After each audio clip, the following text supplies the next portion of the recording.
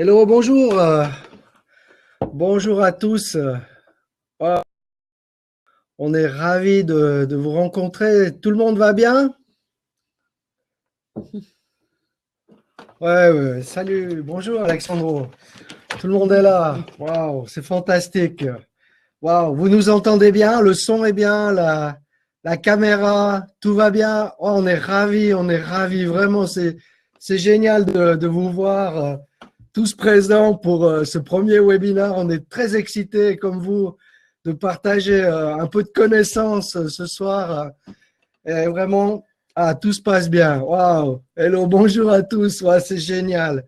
C'est génial, mes amis.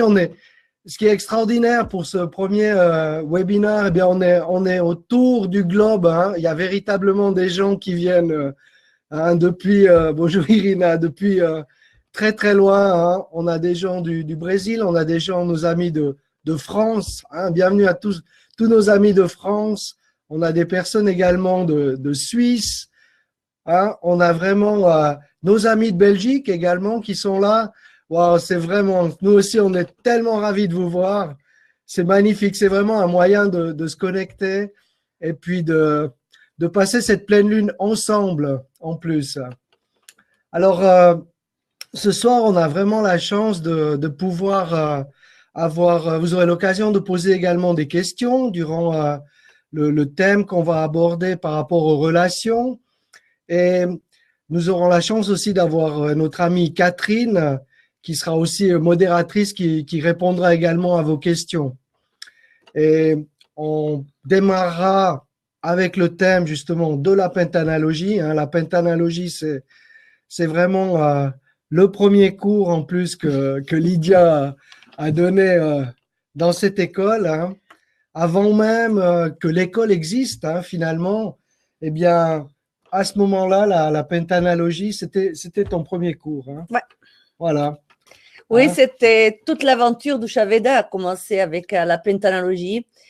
Et c'était un peu, on peut dire, la base de la prise de connaissance de soi d'une part, mais c'était aussi surtout comment se connecter avec les autres, comment les aborder, les apprivoiser d'une manière en fait harmonieuse, pacifique. Et également, ça veut dire comment pouvoir en fait créer des relations sans devoir toujours se heurter au même type de conflit, etc. Comment adopter des outils de communication pour pouvoir en fait mieux vivre ensemble, tout simplement. Et il est vrai que cette connaissance, moi je l'enseigne maintenant depuis 25 ans, même plus 26 ans, on peut le dire, un peu dans le monde entier. Et ce qui est merveilleux dans tout ça, en fait, c'est vrai qu'il y a eu beaucoup de prise de conscience avec ça et beaucoup de step up, comme on dit en anglais, hein, ça veut dire d'évolution. Et la pentanalogie, après, c'est vrai que comme c'est un outil aussi d'anamnèse souvent extrêmement précise, extrêmement profond, combiner ça avec la connaissance de l'aromathérapie, qui est l'autre branche de notre école, l'Ayurveda, cette médecine millénaire, ça nous a donné en fait tout un programme très complet et complexe, mais qui nous a permis vraiment de faire des grands pas et de pouvoir donner un peu une idée aux gens aussi, comment aborder peut-être les choses, pas toujours avec le même angle de vue comme on a l'habitude, parce que le mental, il a ses habitudes, l'ego a des habitudes, on peut dire comme ça, on a tous ça, et puis c'est très difficile de changer nos habitudes, ça vous le savez certainement déjà, mais la pentanalogie, des fois, nous donne, en fait, nous enseigne des outils qui nous aident à changer un peu notre angle et à relativiser aussi, parce que je crois par les temps qui courent, c'est très important aussi. Alors, la chance qu'on a, c'est que je pense chacun d'entre vous connaît son type, n'est-ce pas? Même pour les nouveaux, je vous ai demandé d'aller voir sur le site de pentanalogie.com afin que tout ce qu'on va expliquer dans un instant, vous puissiez effectivement le relier avec votre expérience, peut-être avec votre vécu, et puis vous donner véritablement des clés personnalisées. Donc, on voilà, on a plusieurs types différents, hein. Bien sûr, Annie, bien sûr. Hein. Voilà, exactement. Donc, c'est vraiment important ce soir qu'on puisse, pour que vous puissiez profiter au maximum, on va dire, de ce qu'on va expliquer, de ce que Lydia va développer ce soir. Vous ayez effectivement votre type, ce qui vous permettra de relier et de faire des associations par rapport à ce qui est vraiment utile et comment cela peut vous permettre de passer peut-être à un autre niveau à travers la Penta. Alors, il est vrai que depuis un certain nombre d'années déjà, on peut dire les temps sont turbulents, on est bombardé d'informations, le mental, il est hyperactif très souvent. Et c'est vrai qu'on parle de plus en plus de personnes, en fait, qui font des burn-out, de personnes qui sont sous stress, des personnes, en fait, qui savent plus où ils en sont, des fois. Et l'autre chose est aussi, l'énergie est différente. Ça veut dire, d'un côté, bonne nouvelle, c'est vrai que la vibration sur la Terre, sur la planète est en train d'augmenter très forte, mais avec ça, l'ouverture, ce qui peut être positif d'une part, d'autre part, cette ouverture fait aussi qu'on attrape plus facilement aussi tout ce qui est virus ambiant, ce qui est aussi, ça fait partie du jeu, on peut le dire comme ça. Donc, c'est plus important que jamais d'être vigilant d'un côté. D'autre côté, en fait, c'est aussi peut-être d'aller plus en profondeur, plus d'introspection et de voir en fait nos mécanismes de manière plus claire pour voir la vérité sans être tout le temps en fait en confusion parce que souvent on est en confusion. On se dit, certains, ça veut dire, c'est vrai qu'ils vont se dire, mais pourquoi avec toutes les cours de développement personnel que j'ai fait, avec tout ce que j'ai fait, pourquoi je n'arrive pas à changer cette habitude? Pourquoi, en fait, je suis obsédée par telle et telle chose dans ma vie? Ça veut dire, un type 4 va peut-être dire, pourquoi je reste obsédée par le temps? Ou un type 2, il va dire, mais pourquoi, avec tout ce que j'ai fait, je doute toujours de mon analyse, de ma réflexion, etc., etc., etc. Et quand on peut voir ça très, très clairement, bah, ça donne en fait un apaisement. Ça donne, quand c'est ancré en nous, ça veut dire on est comme si on s'ancre à la terre. Et ça, cette connexion, ça donne en fait une certaine sérénité. Ça devient confortable parce qu'on devient confortable avec qui on est. Et de cet endroit-là, c'est beaucoup plus facile de devenir plus flexible, plus ouvert, plus pertinent aussi dans ce qu'on dit. Et également, on développe des qualités ou des talents, on peut dire, qu'on n'a pas l'habitude et qu'on n'a peut-être pas pensé dans un premier temps de le développer. Donc, le vif du sujet de ce soir, c'est vraiment les relations. Ça veut dire, vous avez peut-être déjà pu, parce que j'ai vu parmi les gens qui nous ont joints, il y a certains d'entre vous qui ont déjà fait le cycle de pentanalogie. Certains l'ont même fait plusieurs fois. Alors, les autres qui n'ont jamais fait ça, ils se disent comment ça se fait qu'on fait ça plusieurs fois. Bah, c'est relativement complexe comme connaissance d'une part, mais c'est aussi toujours une grande joie et puis beaucoup de bonheur quand on s'en rencontre parce que c'est plus facile aussi de communiquer entre nous. Le jargon, il est connu, on peut le dire comme ça. Mais d'autre part, c'est aussi toujours, c'est pas parce qu'on a entendu une chose une fois qu'on l'a intégré au niveau cellulaire. On l'a peut-être intégré intellectuellement, mais vous savez, c'est comme beaucoup de choses. Ça veut dire qu'on a des habitudes qui sont peut-être pas forcément saines pour nous. On sait intellectuellement qu'on devrait les changer, mais malgré tout, quand notre reptilien prend le dessus, on retombe dans le même, on se fait rattraper, on se fait piéger en fait par l'habitude du mental. Alors, regardons un peu au niveau relationnel, on peut le dire, qu'est-ce qu'on peut faire, comment on peut gérer ça et qu'est-ce qui nous attire chez les autres et qu'est-ce qui est pour nous plus un défi.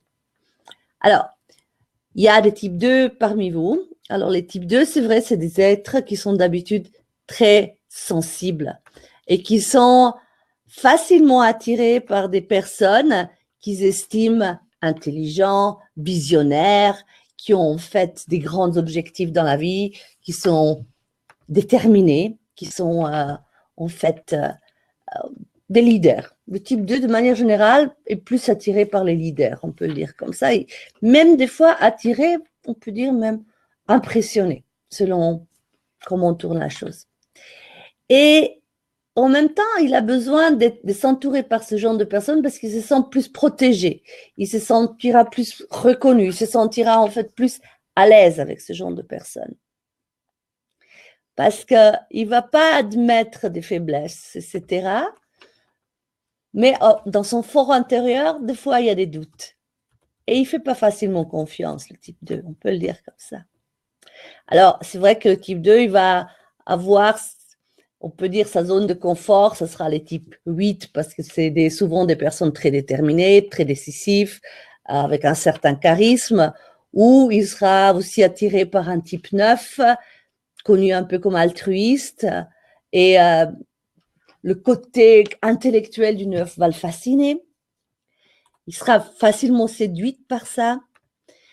D'autre part, il va peut-être se sentir avec un type 4, il va se sentir protégé parce que le type 4, c'est un peu le protecteur du temple, comme on dit. C'est quelqu'un qui est très responsable, c'est quelqu'un qui sait prendre garde en fait des choses, c'est quelqu'un qui sait protéger les siens. Et ça, évidemment, le type 2, ça va aussi l'attirer parce qu'il va se dire waouh, là, j'ai trouvé, je suis à la maison, c'est confortable, c'est clair et net, les choses, ils sont posées d'une manière concrète. Ou il peut être attiré par un type 7 qui est très pratique. Très souvent, on voit des relations 2 et 7. Par contre, le 7, il va l'intriguer avec le temps. Parce que le 7, c'est quelqu'un plutôt d'introverti. C'est quelqu'un qui peut paraître mystique ou mystérieux. C'est pas quelqu'un qui se révèle facilement. Et avec le temps, le 2, il va être un peu frustré parce qu'il a le sentiment que le 7 ne lui dit pas tout. Donc, ça va un peu le déstabiliser, on peut le dire comme ça. Par contre, le grand défi du 2, ce sera peut-être un type 5 qui est très aventurier. C'est quelqu'un qui a besoin d'espace, qui a besoin de liberté. C'est quelqu'un d'imprévisible. C'est quelqu'un prêt toujours pour une nouvelle aventure. Et là, le 2, il va, d'ici qu'il a analysé, qu'il a réfléchi, etc., il pourrait se sentir un peu submergé, il pourrait se sentir, et là, il peut perdre confiance. Ça veut dire, il faudra un type 2 avec un Muladhara, un premier chakra qui est vraiment bien là, bien nourri, bien stable, parce que ça veut dire, autrement, il pourrait se sentir déstabilisé. Ou quelqu'un d'autre qui pourrait aussi le challenger beaucoup, qui ce sera un défi, ce sera un type 3. Type 3 qui est un communicateur, c'est un entrepreneur, c'est quelqu'un qui veut. Des fois, c'est un peu un luc-luc. Il tire, puis après, il regarde ce qu'il a fait. C'est quelqu'un de spontané, c'est quelqu'un de très solaire, de très enthousiaste. Mais pour un type 2, ça peut lui donner un peu le sentiment de ne pas être à la hauteur. Ça veut dire de nouveau une histoire de confiance. Il n'est pas sûr que ça va jouer tout. Alors, comment aborder en fait justement ces personnes-là? Pour un type 2, ce qu'on peut dire, type 2, il faut vraiment qu'il travaille beaucoup sur la confiance, sur son premier chakra, sur la confiance en soi, mais la confiance dans la mère terre, hein, ça veut dire de plus cibler la confiance, de ne pas avoir une confiance aussi sélective qu'il a l'habitude. Là, ça va être beaucoup plus facile la relation avec qui que ce soit. Parce que s'il arrive à gagner cette confiance en lui-même, là, il sera plus en fait débordé par ses émotions face à des personnes qui sont plus solaires, plus aventuriers, plus communicateurs, plus spontanés, plus imprévisibles. Parce que là, d'un coup, il va se dire, OK, ils sont comme ils sont. Il peut l'accepter plus facilement sans se sentir déstabilisé, sans en fait que ça éveille de doutes à l'intérieur de lui. Alors, nous avons parmi je vois parmi tous les participants, il y en a beaucoup de type 4. Donc, comme je disais, les types 4 qui sont très stables. Et d'ailleurs, c'est toujours eux qui seront à l'heure quand le webinaire commence. Ils ne vont pas les joindre après, ce sera les premiers qui seront là. Parce que c'est des personnes qui ont toujours, ça veut dire, ils sont un peu obsédés par le temps, les 4. Ça veut dire, c'est toujours un sujet, j'ai le temps, j'ai pas le temps, je peux le faire, je ne peux pas le faire. Ils ont besoin de beaucoup d'espace, les 4, et ils ont souvent le sentiment qu'ils manquent de temps. Et ils ont un peu ce côté obsessionnel avec le temps. Donc, ils sont ponctuels à l'heure et ils attendent la même chose des autres. Et ça peut en fait les froisser si les autres ne sont pas aussi précis au niveau timing. Si un type 4 dit qu'il a rendez-vous à 2 heures, c'est 2 heures et pas 2h01. Il a besoin que les personnes soient là à 2 heures pile. Et c'est vrai que j'ai eu des fois des amis type 4 qui me disaient, mais avec tous les cours que j'ai faits, avec toutes les cours spirituels, avec tous les cours de développement personnel, pourquoi je reste obsédée par le temps?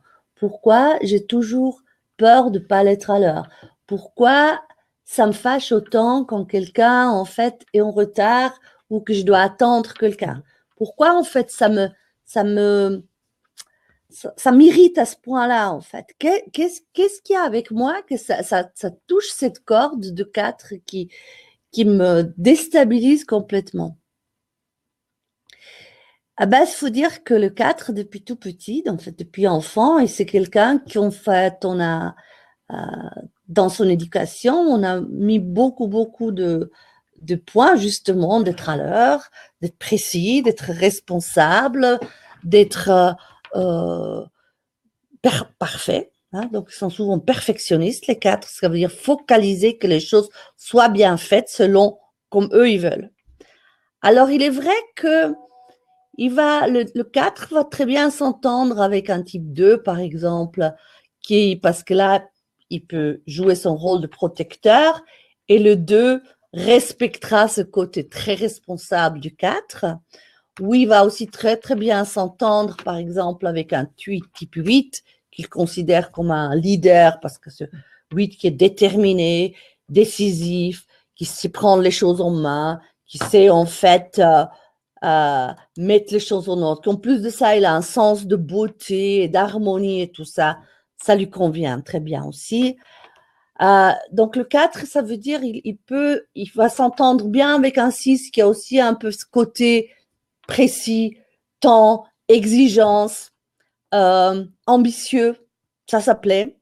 Par contre, c'est vrai qu'un 4, il va peut-être être un peu heurté, irrité par exemple, par un type 10. Parce que le type 10, c'est quelqu'un de parfaitement imprévisible. Un type 10, c'est un créatif. C'est un visionnaire et un intuitif. Et puis, ça veut dire, du moment qu'il y a une idée qui vient, il peut changer son avis dans les 2 secondes qui suivent. Et ça, le 4 n'aime pas. Parce que le 4, il aime pouvoir prédire les choses. Il veut savoir, OK, je pars de A, j'arrive à B, et puis mon chemin, il est tracé comme ça. Il n'aime pas devoir, en fait, combiner avec l'imprévisible. Ça, et pourtant, le 10 peut être le maître du 4. Parce que là, il doit apprendre la flexibilité. Là, il doit apprendre à relativiser le temps. Il doit apprendre qu'après tout, peut-être j'ai prévu de faire ça à 4 heures, mais il y a peut-être quelque chose de plus important de faire à 3 heures et ça va déborder. Il va apprendre à lâcher ses programmes. Et c'est vrai, le 4, quand il est prêt de lâcher en fait ses programmes, de lâcher en fait tout ce qu'il a prévu, si il se permet à lui-même de pas toujours respecter à la lettre ses délais. Ok, ça se peut qu'il a souvent l'agenda du 4, il est rempli jusqu'à je ne sais pas quel moment, mais peut-être de temps en temps c'est bien pour lui qu'il se dit ok, j'ai prévu d'aller au fitness de 8h à 9h. Mais il y a peut-être un copain qui vient et qui veut boire un café. Allons boire un café, laissons tomber le type fitness. C'est peut-être un exercice, c'est peut-être un effort, mais ça apprend la flexibilité. Et le 4, s'il arrive en fait à s'assouplir, à être plus flexible, c'est le bon terme, mais ça veut dire aussi accepter le changement. Et nous sommes actuellement dans une année 10, hein. Et l'année 10, il n'y a rien de plus imprévisible. Vous avez peut-être déjà fait l'expérience dans cette année, on prévoit plein de choses et souvent, il y a des contretemps. Souvent, il y a quelque chose d'autre qui arrive. Souvent, les choses qui nous tombent dessus, c'est pas ce qu'on a l'habitude, en fait. C'est pas toujours... c'est très difficile de programmer des choses dans cette année. On sera tout le temps confronté à quelque chose qu'on s'y attendait pas. Et ça, évidemment, le 4, il peut être très déstabilisé avec cette énergie. Parce que pour lui, quand il a prévu quelque chose, il veut le faire. Alors, avec qui il s'entend bien, comme je disais, souvent avec les 8, ça va très très bien, les 6. Le 3 et le 5, c'est un grand challenge parce que ça, c'est vraiment le plus imprévisible de tous. Le 7 peut être intéressant pour le 4 parce qu'en fait, il a même besoin de sécurité que lui, des fois. Et il va lui apporter une certaine profondeur dans ses démarches. Et puis, un autre type qui a une attirance parce qu'il est très opposé à lui, c'est le 9. Parce que le 9, il est peut-être aussi imprévisible que le 10. Avec un côté peut-être plus synthétique, quelqu'un de plus mathématique que le 10, hein, ça veut dire peut-être un peu moins chaotique. Donc, il y a une attirance au départ qui sera plus forte, mais si on veut que la relation dure dans le temps, de nouveau, ça demande de la flexibilité. Donc, tous les 4 ici, ça veut dire c'est le leitmotiv un peu de l'année pour vivre des relations un peu plus harmonieuses. C'est en fait, on peut dire, accueillir l'imprévisible, accueillir les choses spontanées, accueillir les choses qu'on n'a pas prévues, essayer et puis voir ce que ça donne. Et puis, il y a quelqu'un de très connu qui a dit une fois, d'échec en échec, on construit le succès. Et le 4, c'est peut-être quelque chose qui devrait s'intégrer, en fait, le marquer. Ça veut dire, c'est juste des expériences et puis le succès grandit. Et puis, on a aussi des types 5. Alors, qu'est-ce qu'ils font les types 5? Il y a des types 5 parmi nous. Là, il y en a Oui, quelques-uns. il y en a quelques-uns. Ouais, on en a quelques-uns. Ils ont tenté l'aventure Oui. de faire un Ils sont webinaire là, voilà, tout à de fait. pentanalogie. Voilà. Et si je parle au type 5, je parle peut-être en Ils sont même bien temps là, au ouais. type 3, qui sont là aussi. C'est deux types similaires à quelque part au premier abord. On peut dire, parce que tous les deux sont imprévisibles, spontanés, des communicateurs. C'est des gens qui veulent guider les autres, qui ont besoin d'énormément d'indépendance et de liberté. Ils veulent pas qu'on leur donne des ordres, ils veulent pas qu'on leur dise ce qu'ils doivent faire. Ils veulent faire qu'à leur tête. Et c'est aussi, disons, tout type confondu, c'est aussi des personnes qui souvent n'ont pas peur. Ils n'ont pas peur de prendre des risques, ce qui fait qu'effectivement, face d'un 4 ou face d'un 6, ça peut être déstabilisant pour eux parce qu'ils se disent, mon Dieu, ils n'ont pas froid, c'est souvent des gars, ce côté imprévu, on peut dire type 3, type 5, c'est vraiment les aventuriers. Et ils doivent se sentir, en fait, pour eux, ils s'ennuient très vite. Ça, c'est le grand défi. Ils veulent qu'il y ait du changement, ils veulent qu'il y ait de mouvement, ils n'aiment pas être tout le temps dans la même chose, ils aiment bien changer de stratégie et de choses. Et ils en ont aussi besoin qu'on les prenne en considération et qu'on écoute ce qu'ils disent. Alors, il est vrai que pour eux, le défi, ce serait les types solides comme le type 4 ou le type 7 ou le type 6. Au départ, ça pourrait leur faire du bien. Au type 3 et 5, ça leur donnerait un peu de structure, un peu un sens d'organisation, peut-être aussi quelque chose de la persévérance, d'aller jusqu'au bout. Mais malheureusement, on s'ennuie très vite parce qu'ils nous répètent tout le temps la même chose. Et ça, le 3 et le 5, ils ne peuvent pas. Ils n'aiment pas ça. Ils ont besoin donc de beaucoup d'espace et de liberté et ils veulent être indépendants.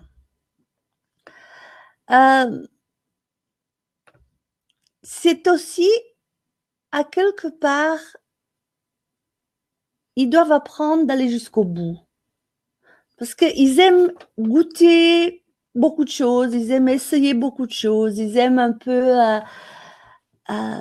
ils peuvent être feu et flamme et passionnés par quelque chose, et puis une année après, ils s'ennuient et ils font autre chose.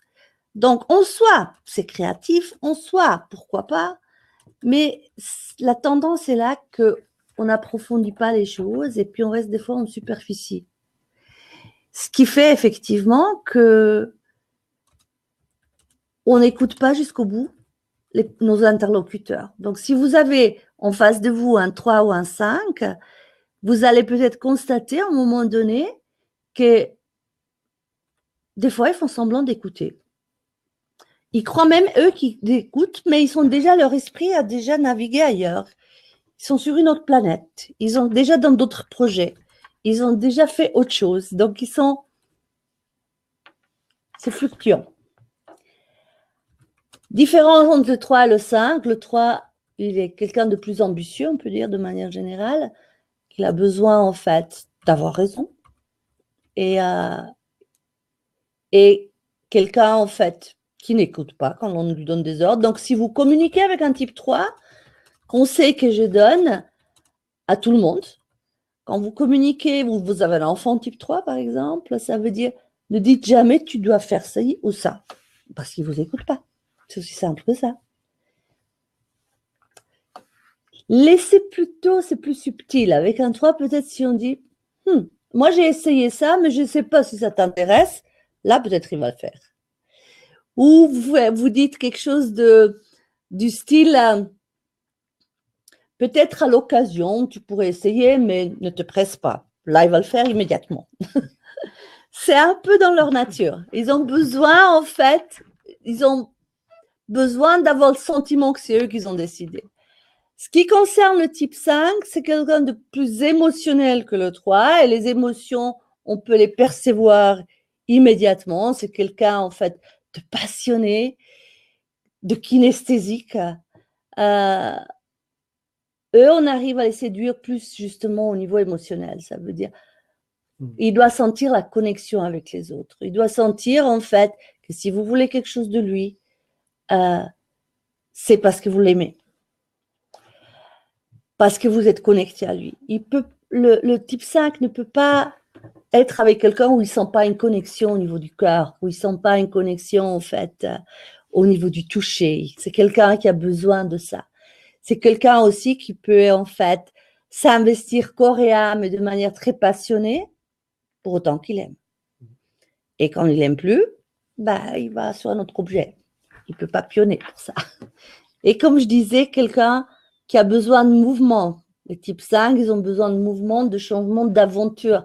Vous ne pouvez pas avoir une relation long terme avec un 5 si vous faites tout le temps les mêmes choses avec. Ça veut dire, il a besoin de changement, il a besoin en fait de découvrir.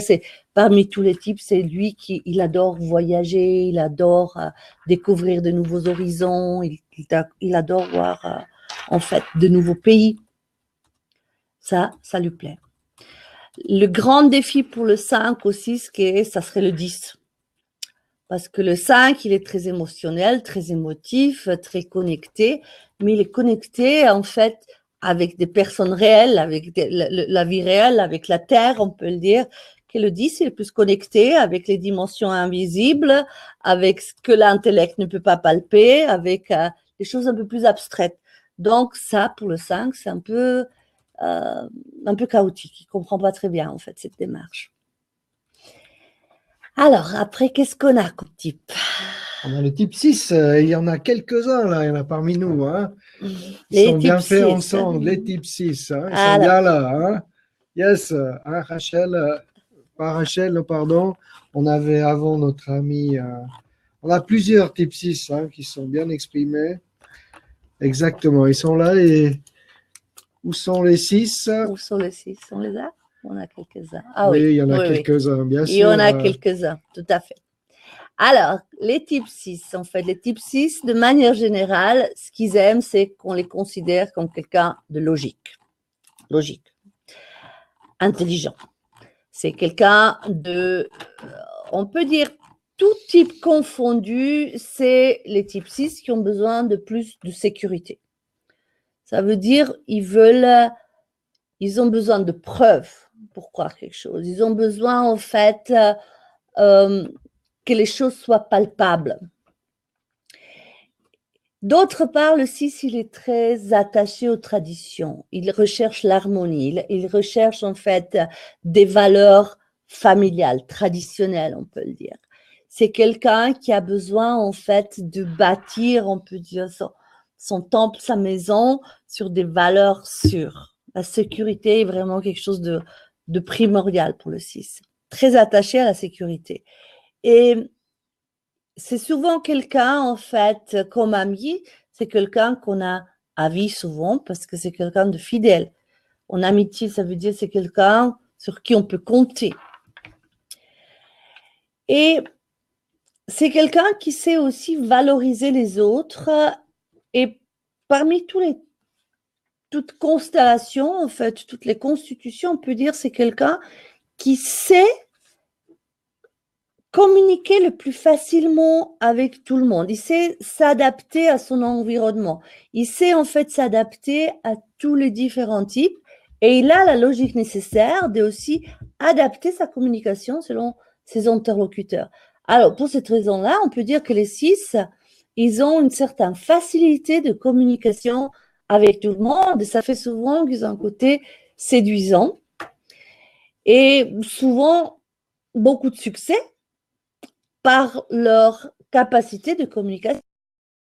C'est des personnes qui savent séduire, qui savent convaincre, qui savent argumenter et qui savent en fait défendre quelque chose qui leur tient à cœur.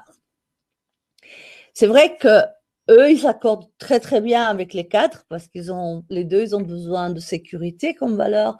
Les 2, ils ont une certaine ambition. Les 2 veulent construire quelque chose de solide. Donc là, il y a quelque chose de très similaire, mais c'est vrai, un 4 et un 6 ensemble, à long terme, ça pourrait un peu se rigidifier parce qu'il manquerait un mouvement, parce qu'on fait étape après étape, on fait toutes choses, une chose après l'autre, etc. C'est très solide, mais il manque peut-être un peu de fantaisie, il manque un peu de l'imprévisible, un peu quelque chose qui nous donne un peu de pep, comme on dit, un peu de piment dans la relation. C'est des bons vendeurs. C'est quelqu'un qui vendeuse. C'est des... Effectivement, hein, tout à fait, Christine. Effectivement.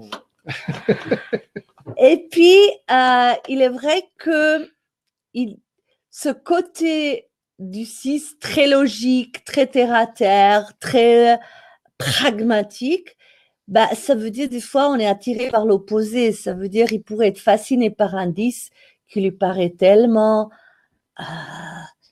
peut-être chaotique, imprévisible, créatif, visionnaire, avec des idées un peu spéciales. Donc, c'est vrai que ça pourrait l'attirer. Et en même temps, c'est quelque chose, un 10 pourrait éveiller plus de créativité dans le 6. Ça veut dire le 6 devient, en côtoyant des 10, il devient plus créatif. Tout comme s'il côtoie des 9, il devient plus créatif, il devient plus inspiré. Ça veut dire il devient plus... il restera toujours logique, il restera toujours très ambitieux, mais peut-être avec plus d'idées. Ça peut l'inspirer.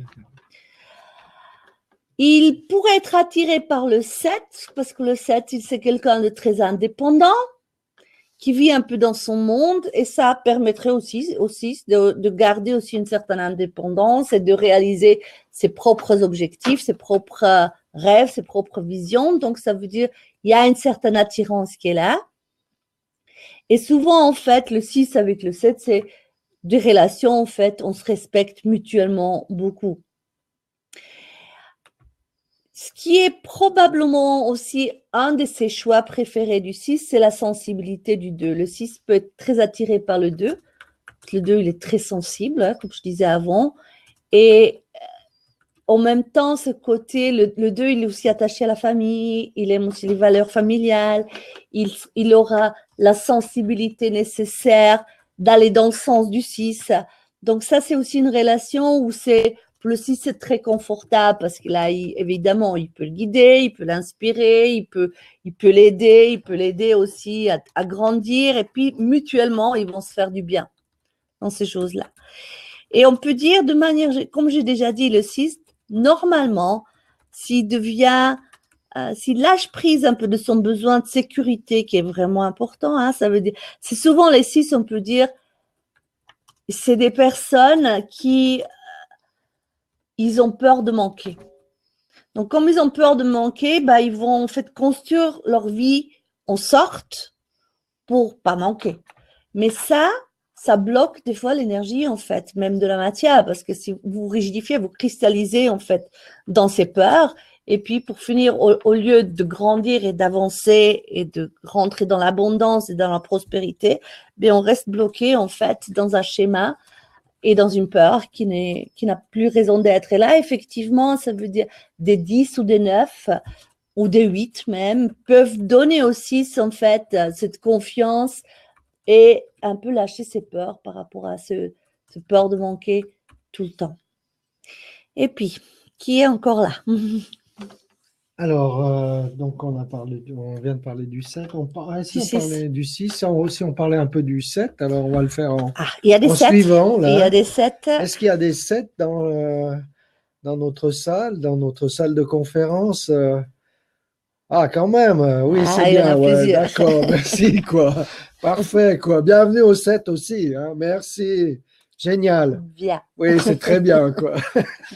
Alors, les 7, c'est un peu Blanche-Neige, hein, ça veut dire les 7, c'est Blanche-Neige, la princesse, et qui des fois oublie que c'est une princesse et qui va faire le ménage au petit nain.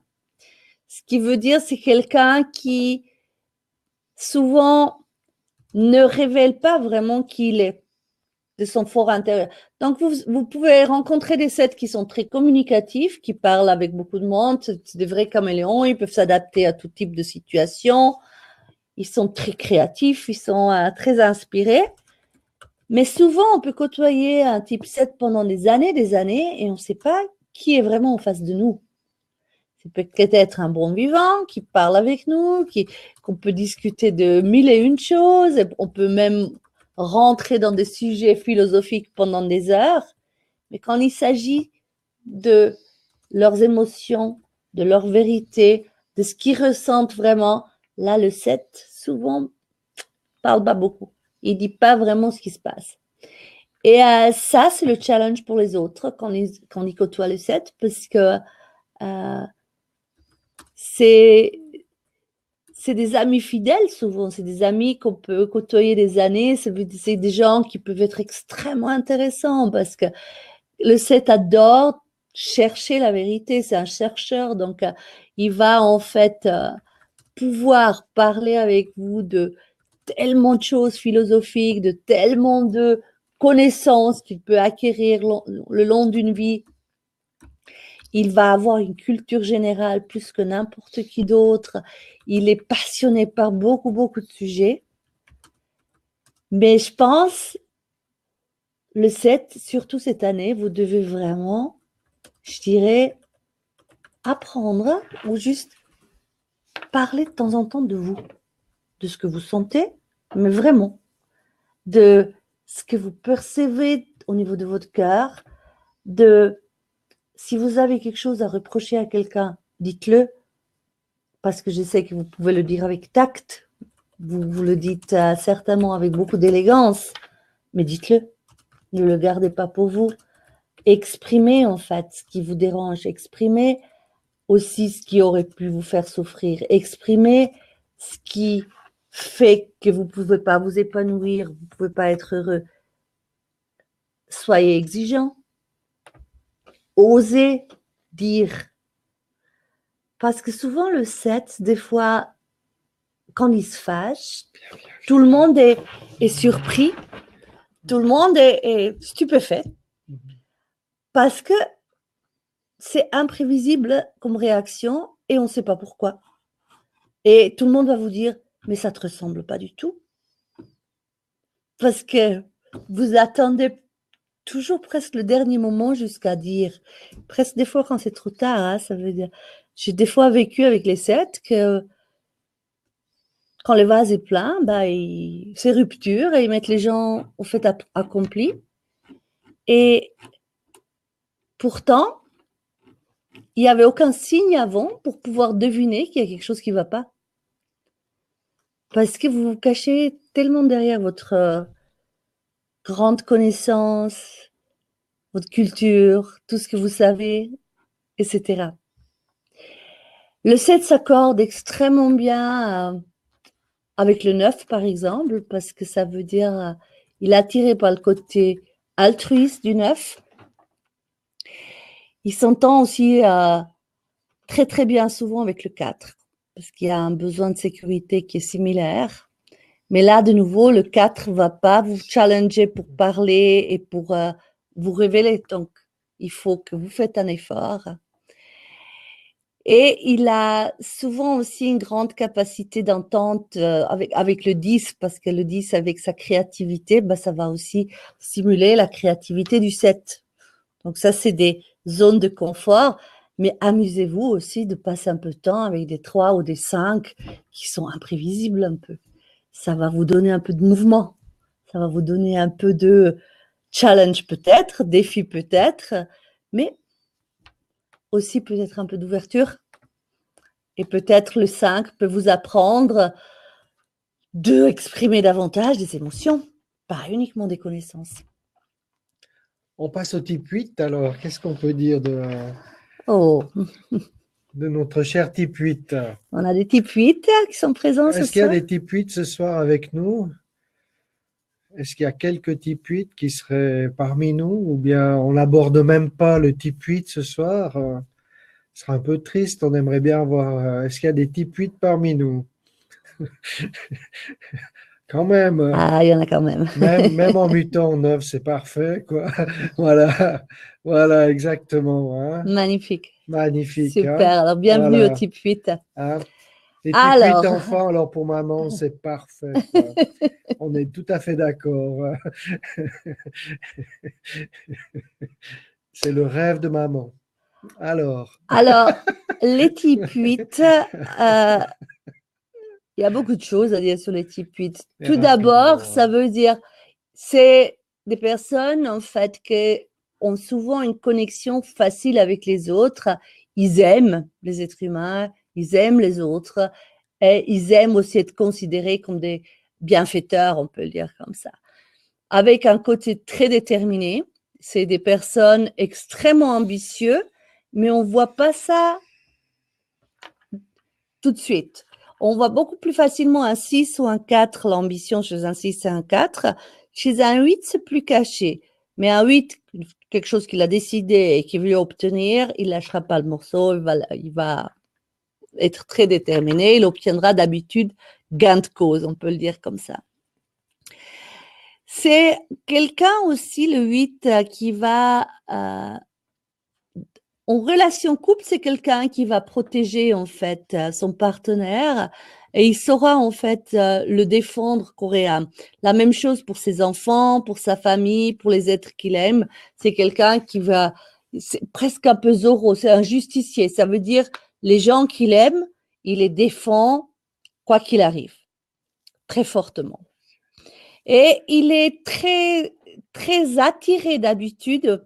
Par exemple, il aime être avec un type 4 qui est structuré, qui est organisé, même si c'est opposé, même si c'est sur un premier temps, il va trouver ça un peu bizarre en fait, toute cette organisation, structure, etc.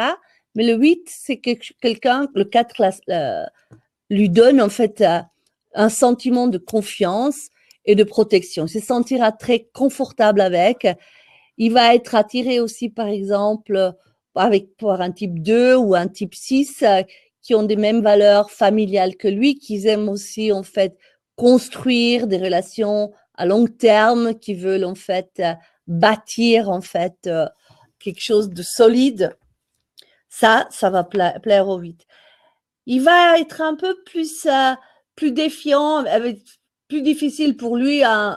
De nouveau, le 3 et le 5, ils sont imprévisibles parce que le 8, c'est un visionnaire, mais c'est quelqu'un qui a besoin d'harmonie. C'est quelqu'un qui a besoin que les choses soient claires, posées. Il a besoin de belles choses. Il faut qu'il s'entoure, en fait, avec une certaine solidité dans les choses. Il aime les choses stables.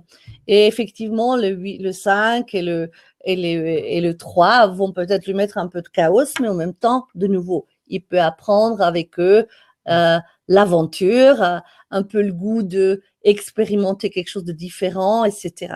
Il sera peut-être aussi attiré par un 10, par sa créativité, qu'il trouvera très inspirant. Et il a peut-être aussi une certaine fascination pour le 7, plutôt en amitié que peut-être au niveau couple, mais pour le 7, parce qu'avec lui, il peut philosopher des heures. Et ils ont quand même à la base une attirance commune d'approfondir en fait tout type de philosophie et de connaissances. Donc, pour le 8, si j'avais un conseil à donner pour cette année, c'est accepter l'imprévisible, comme je disais pour le 4 ou pour le 6. Et puis là, ça veut dire qu'il peut grandir vraiment avec ça, le 8. Le 8, il va devenir en fait, dépasser en fait ses peurs et ses hésitations. Ça veut dire accepter en fait les défis matériels même pour le 8. Et là, il va en fait pouvoir en fait trouver quelque chose de plus grand. Une vision, peut réaliser des visions qui sont plus grandes qu'il a imaginées jusqu'à présent. On parle d'un type qu'on connaît bien, le 9. Hein? On va parler Mais est-ce qu'il y a des 9? Est-ce qu'il y a des 9? Est-ce qu'il y a des 9? Ou ils sont seulement... Il n'y en a pas. Si, il y en a quelques-uns. Ah, quand même. Merci Prisca. D'accord. Bien sûr. Oui, parfait. Avant d'aborder peut-être le 9, il y a une question intéressante de Françoise qui nous demande qu'est-ce qui se passe, par exemple, si on est avec un type dans une relation avec le type qui est identique que nous-mêmes. Par exemple, on est 4 et on est avec un 4, ou on est avec le type qui est exactement identique avec nous-mêmes. Que se passe-t-il? Très bonne question. Souvent, en fait, les mêmes types, dans un premier temps, on s'entend bien avec les mêmes types que nous, on peut le dire, mais souvent, après, par la suite, l'effet miroir devient inconfortable parce qu'ils ont les mêmes ombres que nous et quand on les voit chez l'autre, ça nous dérange un peu. Et d'autre part aussi, bon, après, ça dépend des types. Hein. Il y a des types qui vont mieux ensemble que d'autres. Mais par exemple, c'est vrai que vous mettez 2 types 8 ensemble, ça peut, vu de l'extérieur, ça peut, dans un premier temps, ça a l'air absolument idyllique parce que les deux, ils ont le sens de la beauté, de l'harmonie, ils vont se faire des compliments, ils vont être extrêmement charmants l'un avec l'autre, etc. Mais c'est un peu linéaire comme ça. À longtemps. Donc, il manque après un peu l'étincelle et la tension, parce que dans les relations, pour qu'elles soient saines et qu'elles évoluent, il y a besoin d'un peu de tension, il y a besoin d'un peu de conflit, il y a besoin d'un peu de mouvement, on peut le dire comme ça. Donc, 2 types du même type, c'est confortable, mais à la longue, ça peut devenir un peu linéaire. Après, évidemment, c'est pas que le type qui fait foi, comme je vous ai dit, pétalologie, c'est très complexe. Il y a après les nombres individuels qui interfèrent, après il y a la personnalité, etc., etc. Donc, il y a beaucoup d'autres éléments qui vont interférer, ça c'est sûr. Clairement. Mais ça veut dire, c'est vrai que c'est confortable, mais pas forcément à long terme la chose la plus facile à vivre, je dirais. Voilà, ça devient un peu linéaire. Merci de la question. On continue, alors on parle un peu du 9 maintenant. Type 9. Bon, il rigole parce que c'est moi. Je suis type 9. Alors, le type 9.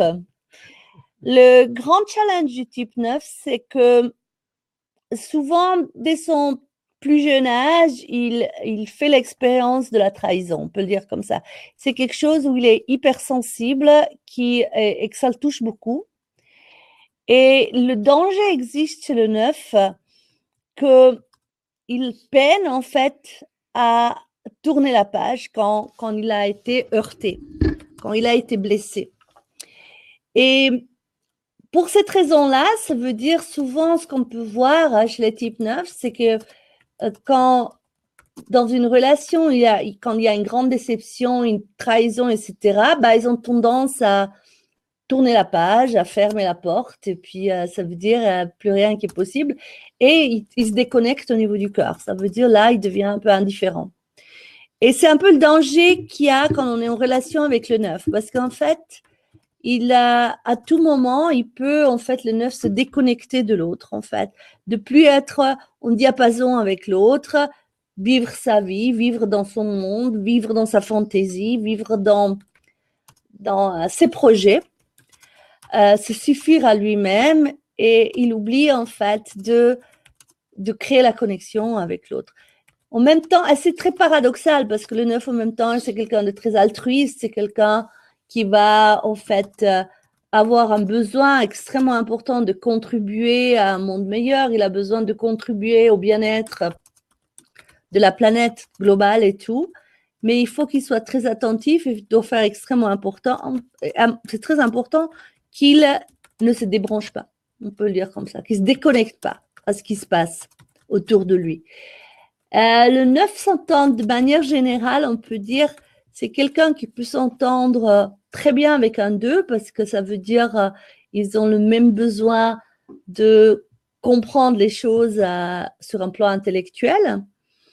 Il va très bien s'entendre aussi avec un type 8 très souvent parce que ça veut dire de nouveau un type 8, un type 7 parce que là, de nouveau, ce besoin d'approfondir les connaissances, d'approfondir en fait les philosophies, une recherche spirituelle dans les choses, ça va le fasciner. Par contre, il va peut-être être plus challengé par un 3 parce qu'il trouve, le 9 va peut-être reprocher au 3 qu'il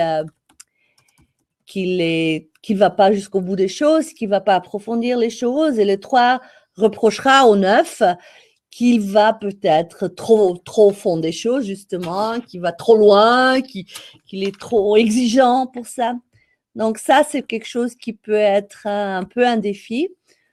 Ou un autre défi pour le 9 peut être aussi parfois le 4. Le 4 aussi, parce que le 4, il a ce côté très structuré, très organisé, très méthodique. Et pour le 9, en fait, il aime le mouvement, la spirale, il aime sortir des sentiers battus. Pour lui, c'est pas un souci d'acheter aujourd'hui une maison, de la vendre demain, d'acheter autre chose. C'est pas un souci pour lui. Le 4, c'est plus quelqu'un de solide. Ça veut dire il lui faut du temps pour décider. Puis après, une fois qu'il a décidé, il reste avec ce qu'il a décidé. Le 9 peut décider une chose dans une minute et autre chose dans la minute qui vient. Et ça, pour le 4, évidemment, c'est pas facile à gérer. Par contre, c'est vrai que ces deux types peuvent beaucoup apprendre un de l'autre. Et quand cette relation, par contre, marche, là, ça devient parmi les relations les plus fructueuses, on peut dire, et les plus évolutives qui peuvent exister.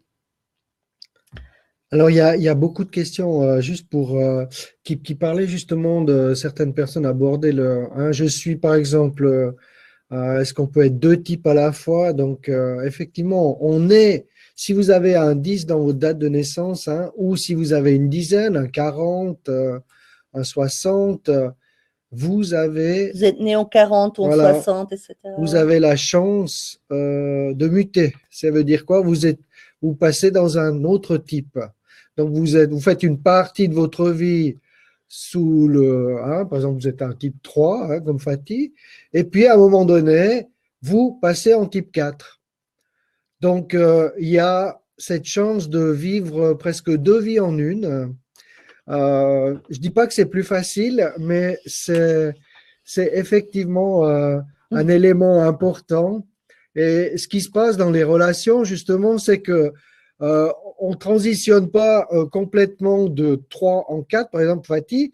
Ça veut dire que on prend également dans cette transition, on garde certaines fois des qualités du 3, mais on les transforme en 4. Donc, on a un peu ce mixte, c'est bien ça. Alors, on appelle ça les mutants, et c'est peut-être vraiment une particularité de la pentatologie comparée à d'autres systèmes numérologiques, c'est qu'on prend en considération ce nombre qui est le 10. Et le 10, donc effectivement, dans la date de naissance, comme disait Philippe, vous êtes né un 20, dès que vous avez le 0, en fait, c'est le 10. Hein. Vous êtes né en 60 ou le 10, etc., ou en octobre. Ça, c'est en fait, ça fait que c'est comme si vous vivez 2 incarnations dans une vie, ou bien 2 destinées dans une vie.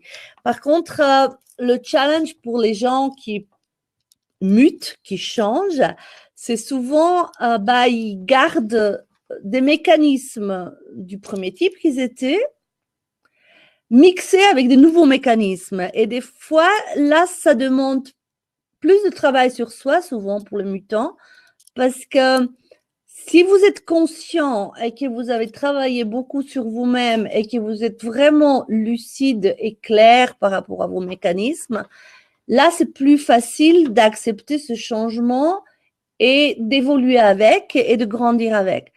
Où j'ai pu voir des personnes qui véritablement des fois tombent en dépression et que en fait c'est accompagné de ruptures affectives et tout, c'est des personnes en fait qui ont pas beaucoup de conscience de soi, pas beaucoup de recherche spirituelle peut-être, et ils sont complètement ils se sentent impuissants face à ce changement. Et leur entourage aussi, parce que vous avez marié un type 3 qui est peut-être quelqu'un d'espiègle, de solaire, de charismatique, et d'un coup, ce type 3 devient un 4 qui veut, d'un coup, du jour au lendemain, il stresse avec le temps, il veut avoir de l'organisation, il veut que les choses soient programmées.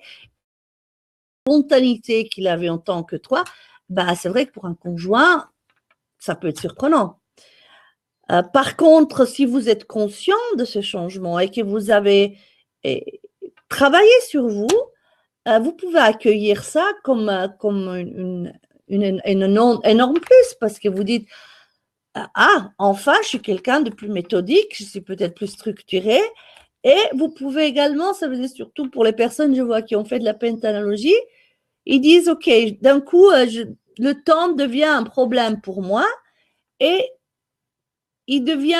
ça veut dire, ils exercent, ils font vraiment des exercices et un training spécifique pour garder cette flexibilité qu'ils avaient déjà en tant que 3, pour pas être en fait piégés par d'un coup ce côté un peu trop rigide dans la structure qui a le 4. Donc effectivement, c'est quelque chose de particulier en pentanalogie, ce côté de mutation. C'est très intéressant, mais ça peut être déconcertant et déstabilisant selon pour qui en fait. Hein. Surtout relation, et puis votre partenaire va muter. Si vous n'êtes pas forcément au courant de cette mutation, on va dire, on peut être vraiment un peu déstabilisé parce qu'on a connu une personne d'une certaine couleur et puis elle a évolué, elle a changé. Mais ça fait le sel de la vie. Et puis alors, puisqu'on parle justement de ce nombre 10, on arrive, mais vraiment avec 10. la transition, le type 10 qui n'a rien à voir avec le mutant. Hein. On va parler maintenant un peu de ce type 10. Oui, type 10. Hein? Statistiquement parlant, je crois qu'on Est-ce qu'il y en a d'ailleurs parmi nous? On a le plus de type 10 dans les cours d'ailleurs. Alors, il n'y a pas de type 1, ça n'existe pas, mais est-ce qu'il y a des types 10 parmi nous? Est-ce qu'il y a des types 10? Quelques-uns. Quelques-uns. Génial, parfait. Oui, c'est cool. Alors, magnifique. Les types 10. Ah oui. C'est un peu les extraterrestres, on peut dire comme ça. Et puis, je sais que quand je dis ça au type 10, ça leur plaît d'habitude, quand je les traite d'extraterrestres. Ils ont un côté un peu atypique, on peut le dire. J'ai souvent vu dans les cours, c'est souvent quand on traite les types 10, c'est où on rit beaucoup parce qu'en fait, vous avez la pianiste qui est en même temps comptable, vous avez l'agent de police qui est en même temps guérisseur, vous avez le juriste qui est en même temps naturopathe. Les possibilités du 10, ils sont infinies, on peut le dire comme ça, et sa créativité aussi. C'est souvent des personnes qui ont qui sont très attirés par tout ce qui est en fait pas palpable par l'intellect. Ça veut dire ils sont attirés par les dimensions en fait subtiles, par la spiritualité, par des philosophies, on peut dire, qui touchent toutes les dimensions au-delà de la compréhension intellectuelle. Et cette connexion est très très forte chez les 10 parce qu'ils le recherchent et ils le vivent des fois plus réellement et plus concrètement que les autres parce qu'ils ont cette sensibilité. D'autre part, c'est un peu paradoxal, mais c'est peut-être tout type confondu, c'est les plus ambitieux de tous parce que eux, c'est des visionnaires. Et ce qui se fixe comme but, il faut qu'ils l'atteignent et ils le veulent. Et que ça soit n'importe quel but, que le but il soit matériel ou spirituel ou émotionnel, ils veulent atteindre leur but. Ils peuvent être extrêmement attachés au résultat. Et ça leur joue des tours parce qu'en fait, ils acceptent mal s'ils n'obtiennent pas ce qu'ils veulent. Alors, on peut dire le 6 et le 4, ils sont têtus, le 3 et le 5, c'est des aventuriers, ils sont imprévisibles. On peut dire le 8, il est très déterminé, il veut l'idée, etc. Mais au fin fond, ça veut dire c'est ce créatif et subtil type 10 qui est peut-être le plus ambitieux de tous parce qu'en fait, une fois qu'il a une vision, il ne se détache pas de la vision, il veut l'obtenir. Il va jusqu'à qu'il réalise sa vision. D'autre part, on peut dire ce que j'ai une tendance à conseiller souvent aux 10, ça veut dire c'est vraiment se connecter à son enfant intérieur. Parce que souvent, les 10 grandissent vite ou bien on les traite, quand ils sont enfants, on les traite déjà comme des adultes. Et donc, à quelque part, ils n'ont pas pu, en fait, développer cette âme d'enfant intérieur, ce côté espiègle, enjoué, ce côté imprévisible, le côté de jouir d'un bon repas, le côté gourmand, le côté de, en fait, s'amuser avec des choses simples. Ça ne veut pas dire que les 10 ne savent pas s'amuser, ils savent s'amuser, ils savent jouer, ils savent tout ça, mais souvent, c'est quand même, ils prennent les choses au sérieux. Tout est sérieux, hein, ça veut dire, les démarches sont sérieuses, ça veut dire. Et on est dans une année 10 et je crois que ce serait important que le 10, ce que je peux dire, jouez, amusez-vous, faites des choses, ça veut dire manger un bout de chocolat et trouver ça jouissif. Arrêtez de prendre les choses au sérieux, c'est pas si important. Même la spiritualité, c'est pas une chose sérieuse, c'est une chose qui doit être légère, qui doit être vécue. Et ça veut dire, parmi les relations qui fonctionnent souvent le mieux avec le 10, c'est le 3, parce que ce côté imprévisible, ça plaît au 10. Et en plus, le 3, il est extrêmement indépendant, ce qui plaît au 10 aussi, parce que lui, il est aussi très indépendant. Donc souvent, c'est des relations qui marchent très bien. Donc, ils peuvent avoir des moments fusionnels et des moments où chacun vit sa vie et ça leur plaît beaucoup. Il sera attiré peut-être aussi par un 7 de nouveau parce que le 7 est très indépendant. Ça, il a besoin, le 10, des gens qui sont indépendants, où lui, il peut aussi faire ce qu'il a envie. Il sera attiré par un 8 avec son côté leader, charismatique. Contre, c'est vrai qu'il va être un peu plus challengé avec un 2 parce qu'il le trouvera trop analytique, trop pragmatique, trop catégorique. Il va être un peu plus challengé avec un 5 parce qu'il trouvera qu'il est trop émotif et puis qu'il en fait trop et puis que c'est la tragédie et ça peut l'irriter en fait. Et pourtant, le 2 et le 5 peuvent être les maîtres du 10 et qu'ils peuvent apprendre des choses. Le 4 peut être aussi très intéressant pour le 10 parce que 4 lui donne une certaine structure, une certaine stabilité et également un côté pragmatique et il va lui apprendre à s'exprimer de manière plus compréhensible pour la collectivité, on peut le dire comme ça. Donc, souvent, quand vous voyez, on peut voir ça très clairement dans un couple où un il est 4 et l'autre est 10. D'un coup, le 10, il va bénéficier de beaucoup de succès, de plus de succès qu'il a l'habitude, parce que le 4, en fait, a quelque part, l'énergie du 4 le structure malgré lui. Et maintenant?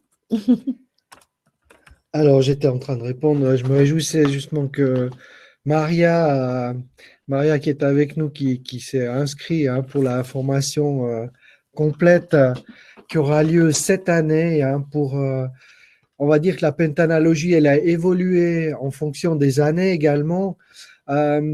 Pour ceux qui aimeraient aller plus loin, je vous recommande vraiment, d'une part, il y a le livre de Lydia sur la pentanalogie qui se trouve dans toutes les librairies ou bien même en ligne également, Chez Amazon. hein, chez Amazon pour nos amis de l'étranger, où là, vous aurez vraiment plus en détail, en fait, plus d'informations, beaucoup plus détaillées.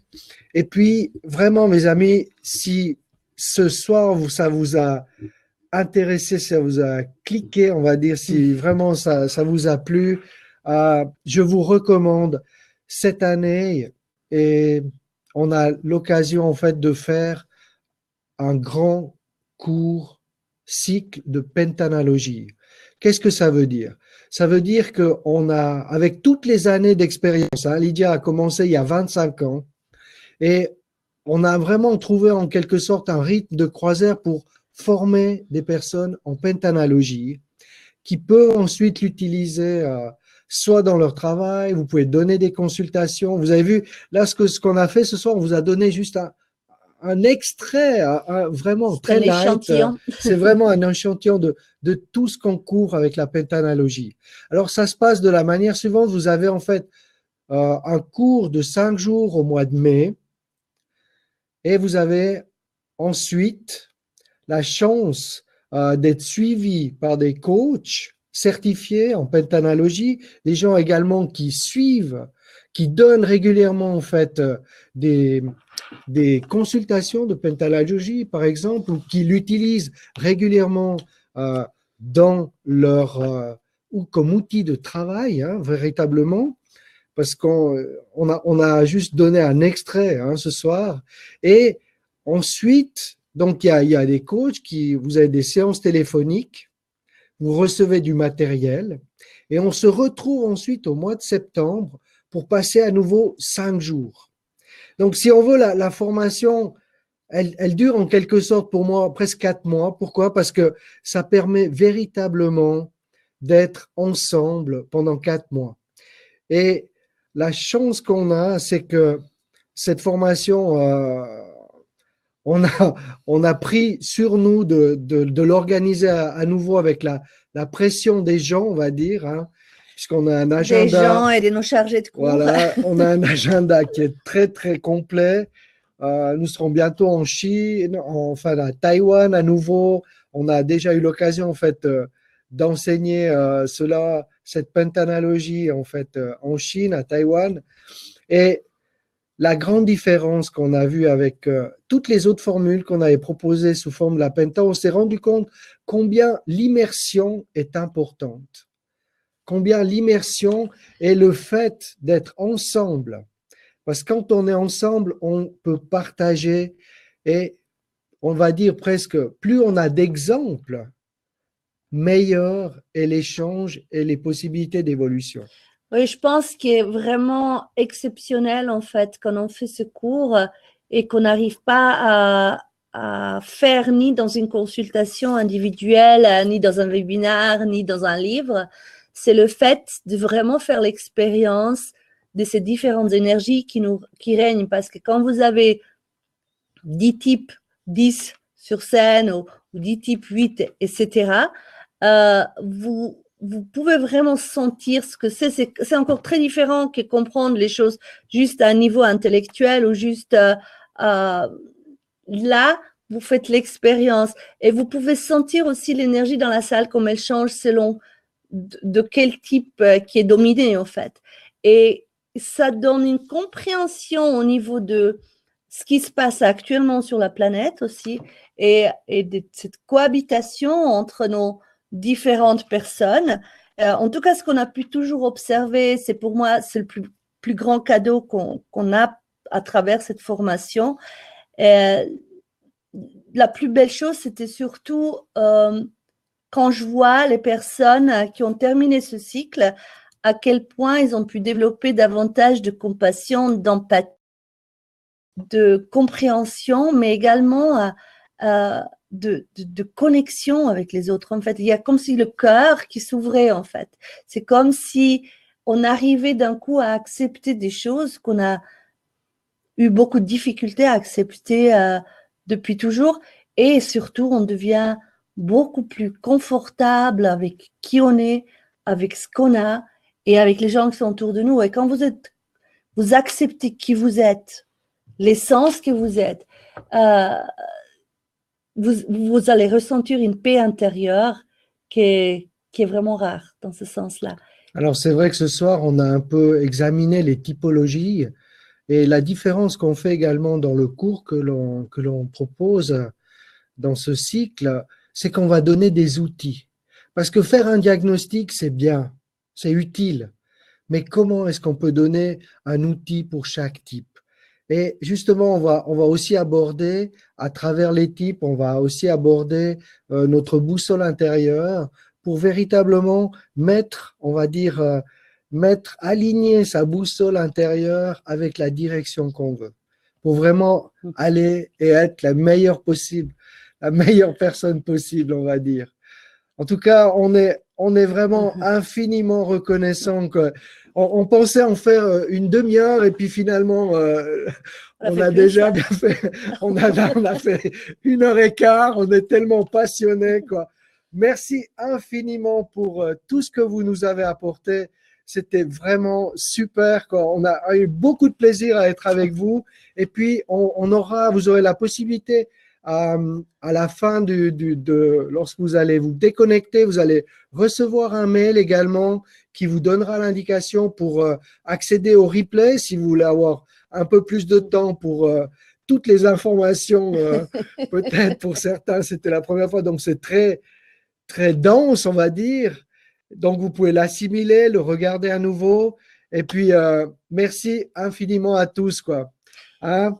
Et moi, je dis aussi, je vous embrasse tous. Ouais. Je suis très contente de voir beaucoup de noms que je connais, de nouveaux noms aussi, évidemment. Et puis, qui sait, on va se voir peut-être bientôt. Ouais. Autrement, passez un très, très, très bel début d'année 10, on peut le dire comme ça. Et puis, acceptez le chaos qui vient, c'est pas grave. Ça passera aussi.